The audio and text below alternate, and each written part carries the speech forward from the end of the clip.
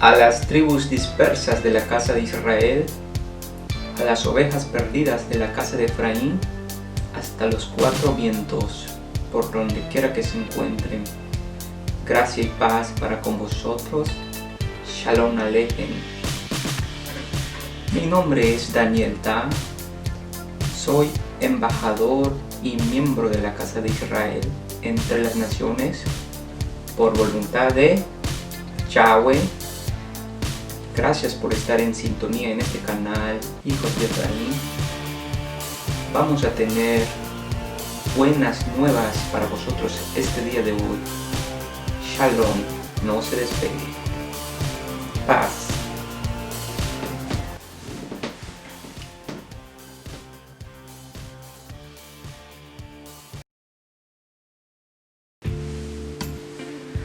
Libro de Romanos 11 en adelante, 11:13. Vamos a ver rápidamente lo que el escritor a los romanos mencionó en su carta, que es conocido como Shaul o Pablo en el lado occidental. Leamos que dice: menciono todo lo anterior especialmente para ustedes, los gentiles. Dios me designó apóstol a los gentiles. Pongo énfasis en esto, porque de alguna manera quiero hacer que los hijos de Israel sientan celos de lo que tienen ustedes, los gentiles. Entonces yo pueda salvar a algunos de ellos. Pues si el rechazo de ellos hizo que Dios ofreciera la salvación al resto del mundo, la aceptación de ellos será algo aún maravilloso. Será vida para los que estaban muertos. Y dado que Abraham y a los otros patriarcas fueron santos, sus descendientes también serán santos.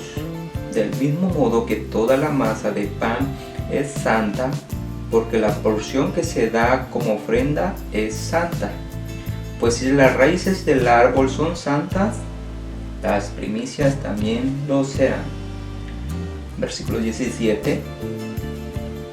Algunas ramas del árbol de Abraham, algunos del pueblo de Israel, han sido arrancadas, y ustedes los gentiles, que eran ramas de un olivo silvestre, fueron injertados. Así que ahora ustedes también reciben la bendición que Dios prometió a Abraham y a sus hijos, con la cual comparten con ellos el alimento nutritivo que proviene de la raíz del olivo especial de Dios. 18. Así que no se jacten de haber sido injertados para reemplazar a las ramas que fueron arrancadas. Ustedes son solo una rama, no la raíz. Tal vez digas, bueno, esas ramas fueron arrancadas para darme lugar a mí. Es cierto, pero recuerda estas cosas. Pero recuerda, esas ramas fueron arrancadas porque no creyeron en Cristo, y tú estás allí por si crees. Así que no te consideres tan bien importante. Repito, así que no te consideres tan importante, más bien teme lo que podría suceder. 21. Pues si Dios no perdonó a las ramas originales, tampoco te perdonará a ti. Fíjate en que Dios es bondadoso, pero también es severo, y es severo con los que desobedecen. Pero será bondadoso contigo si sigues confiando en su bondad. En cambio, si dejas de confiar, tú también serás arrancado por completo. Versículo 23. Y si el pueblo de Israel abandona su incredulidad, volverá a ser injertado, pues Dios tiene poder para volver a injertarlo en el árbol. Tú por naturaleza eras una rama cortada de un olivo silvestre. Por lo tanto, si Dios estuvo dispuesto a ir en contra de la naturaleza, al injertarte en un árbol cultivado, Él estará mucho más dispuesto a injertar las ramas originales en el árbol que Él pertenece. Aquí me detengo en el versículo 24, Romanos 11, 24.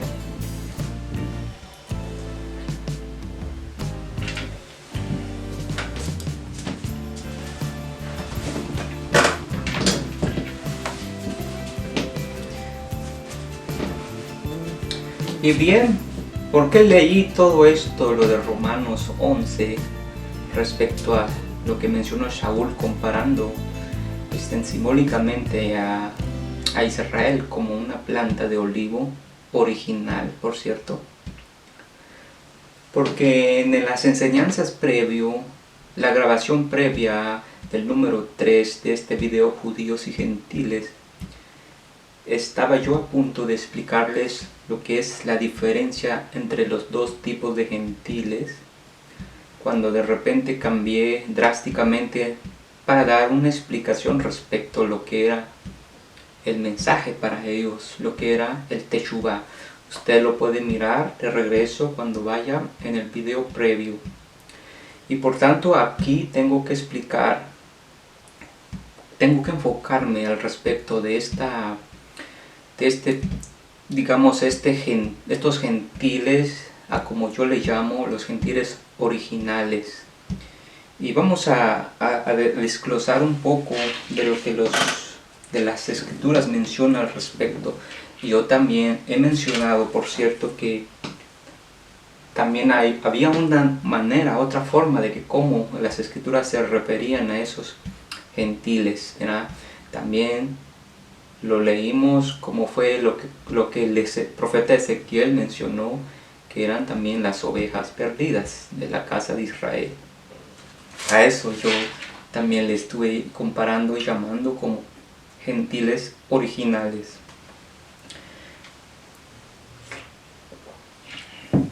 Vamos a mirar lo que las profecías dicen al respecto.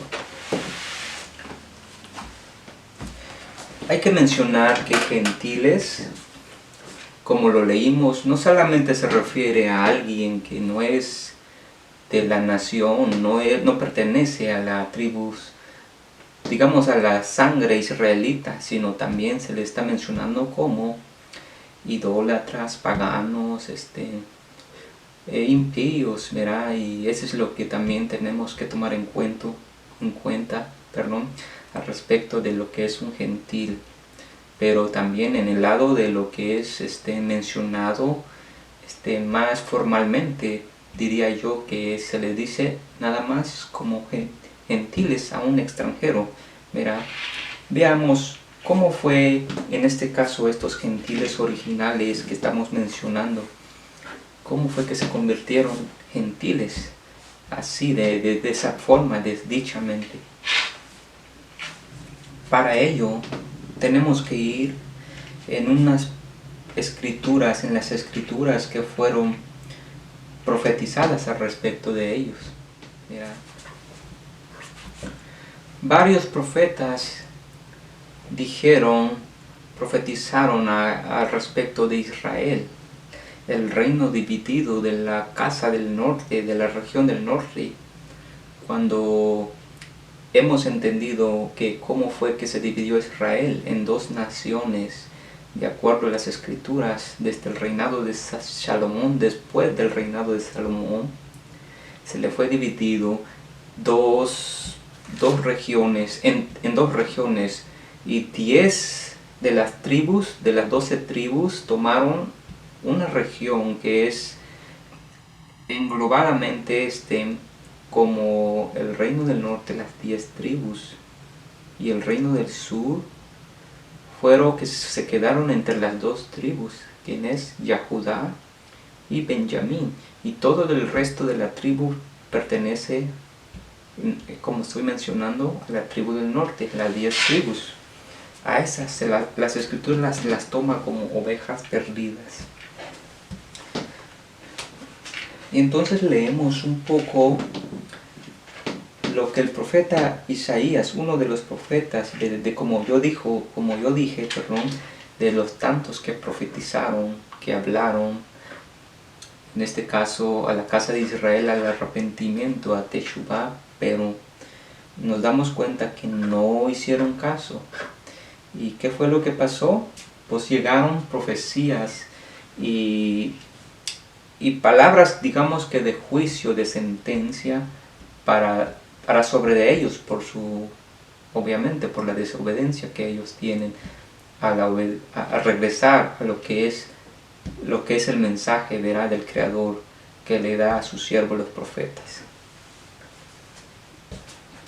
Dice aquí Yeshaya, que es conocido como Isaías 7, voy a leerlo del 5 en adelante. Dice: por cuanto los aramitas con Efraín y el hijo de Remaliahu se han confabulado contra ti, diciendo.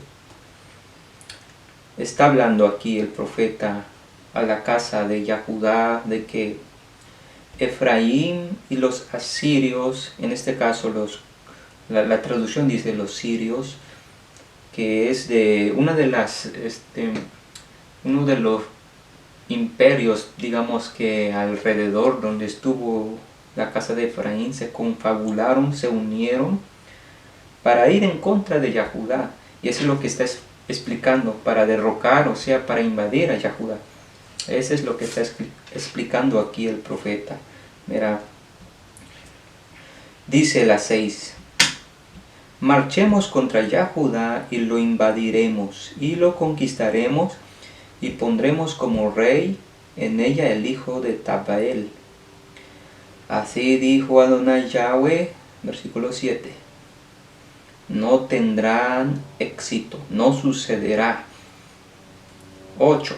La capital de Aram es Damsek, o sea, del reino de los asirios. Damsek significa Damasco, por cierto. Repito la 8, porque la capital de Aram es Damsek, y el caudillo de Damsek es Rezín. La capital de Efraín es Shamron, que traducido es Samaria. Y el cautivo de Shamron es el hijo de Remeliahu. Pero dentro de 75 años, Efraín será destrozado como pueblo. Si ustedes no creen, no subsistirán. Aquí como vemos la profecía entonces de llegar el colmo, ¿no?, de lo que pasó entre esos dos hermanos, la casa de Israel y la casa de Yahudá, ¿verdad?, de cómo llegó en este caso la enemistad entre ellos y qué es lo que pasó, sino que aquí, como lo leímos, se confabuló, o sea, se unieron con las regiones circundantes para ir a pelear contra sus hermanos, en este caso a Judá, ¿verdad? Y entre tanto el Creador no lo permitió, al contrario, Él dictó esta sentencia para Efraín, ¿no? Como lo dijo en el 9, la capital de Efraín es Samaria, el caudillo de Samaria es el hijo de Remeliahu. Pero dentro de 75 años Efraín será destrozado como pueblo. ¿Y qué significa eso? Cuando eres destruido como pueblo, ya te están tomando prácticamente como sin, la palabra es sin identidad. Esto es lo que precisamente el profeta está diciendo, está destituyendo a la casa del norte como si fuera parte de Israel. Y entonces, ¿qué es lo que vamos con esto? Destituirte. Recuerda cuando le dijimos que los gentiles serían como extranjeros, y eso es lo que precisamente está pasando en las profecías, ¿verdad? Ya Efraín, de tanto lo malo que ha hecho y no quiso arrepentirse, el Creador mismo lo está quitando del pueblo, lo está cortando, lo está destruyendo para convertirse en nada más y nada menos que en gentiles, ya pueblo no mío. Vamos a ver otro de los pasajes de las Escrituras que habla al respecto de su profecía. Aquí mismo, en esta mi versión, la versión israelita nazarena. Miremos Osea, otra de las profecías, otro veredicto del Creador al respecto de la casa de Israel. Verá, de que cómo fue, más bien cómo fue este dicho, ¿no?, de profetizado de su desaparición para convertirse entre las naciones como ya gentiles, hombres que no quieren nada de saber de Dios, y por lo tanto por sus actos, ¿no? Veamos, el libro de Osea, tú lo has entendido como Oseas, pero aquí está mi versión Osea. Voy a leer el versículo 2. Está describiendo hombres, ¿no?, que pertenecían en la época de Osea y el llamado de Osea. Dice en el versículo 2: cuando Yahweh le habló por primera vez a Osea, Yahweh le dijo a Osea: ve y consíguete a una esposa de prostitución e hijos de prostitución, porque el país se prostituirá apartándose de Yahweh. Eso es lo que en realidad hizo la casa de Israel, la región que pertenece a Efraín, como lo leímos en Isaías 7. Así que fue y se casó con Gomer. Está hablando Osea, que tomó esta mujer. Y vamos a ver lo que es el Creador. Trata de enseñar, o sea, de comunicar con este acto, ¿no?, simbólico que hizo Osea. Así que fue y se casó con Gomer, hija de Diblaim. Ella concibió y dio a un hijo. Versículo 4. Y Yahweh le instruyó: llámalo Yisrael, porque pronto castigaré a la casa de Jehú por los hechos sangrientos en Israel, y le pondré fin a la monarquía de la casa de Israel. Ya vieron, otra vez una profecía, no de sentencia para la casa de Israel. Y sí, es de sentencia, perdón si dije no, pero esa es otra profecía, como Oseas, que por cierto Osea fue levantado cuando leemos todos sus libros, precisamente más que todo enfocado en la región de Efraín, la región o la casa de Israel. Vemos el primer hijo, el versículo 5 sigue adelante, dice: en ese día quebraré el arco de Israel, o sea, Israel, en el valle de Israel, dice. Concibió ella otra vez, versículo 6, y tuvo una hija, y él le dijo: llámala la Ruhama, que traducido es no aceptada, o otra sentencia simbólica, ¿no?, de su segundo hijo. Se llama esa mujer, sí, en este caso es una hija, la Ruhama, que significa no aceptada, porque no aceptaré más a la casa de Israel. Otra vez, la segunda vez, la casa de Israel ya lo están despidiendo, ni los perdonaré, dice. El versículo 7: pero aceptaré a la casa de Yahudá, o sea, el reino del sur, y les daré la victoria por Yahweh su Elohim. No les daré la victoria con arco, ni con espada, ni con batalla, ni con caballos y jinetes. Versículo 8, perdón. Después de destetar a la Ruhama concibió y tuvo un hijo. Entonces, el versículo 9, aquí cerramos, concluye. Él le dijo: llámalo Lo-Ami, que significa no mi pueblo. Ahí está, no pueblo, un extranjero, la sentencia simbólica que le está ocurriendo a la casa de Israel. ¿Para qué? Un no pueblo, un extranjero, un gentil. Voy a repetir porque es bien lindo la 9. Con el tercer hijo de Osea.